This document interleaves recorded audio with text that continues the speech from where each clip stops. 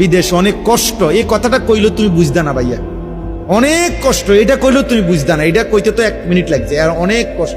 তো বাস্তবতা হলো তার চাইতে অনেক বেশি কষ্ট। এই প্রখর রৌদ্রে, এই তীব্র রৌদ্রে, বিশেষ করে 12 ঘন্টা ডিউটি করে আসার পরে যখন একটা ছেলে বা একটা যুবক, তার একজন আপনজন কেউ নাই, আইসা নিজের 1 গ্লাস পানিটাও নিজে নিতে হয়, তো মনটারে হাহাকার লাগে যে আর কেউ তো নাই। অথচ 28 বছর বিদেশ করতেছে।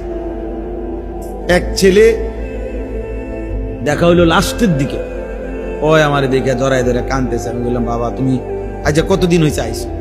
কয় হুজুর 3 বছর। এই শেষ আমার যে ছেলেটা খেজুর আইনা দিছে মদিনায়, ও ছেলেটা আপনার বলতেছে হুজুর আজ 3 বছর হয়েছে বাড়ি থেকে আসছি, একবারও যাই নাই। আমি যাইবা কখন? কয় হুজুর একটা আইডিয়া করছি যে যে ঋণগুলো করছি, আরো 3 বছর যদি বিদেশ করি তাহলে ঋণগুলো শেষ হইব, তো আশা আছে হুজুর এরপরে যাবো।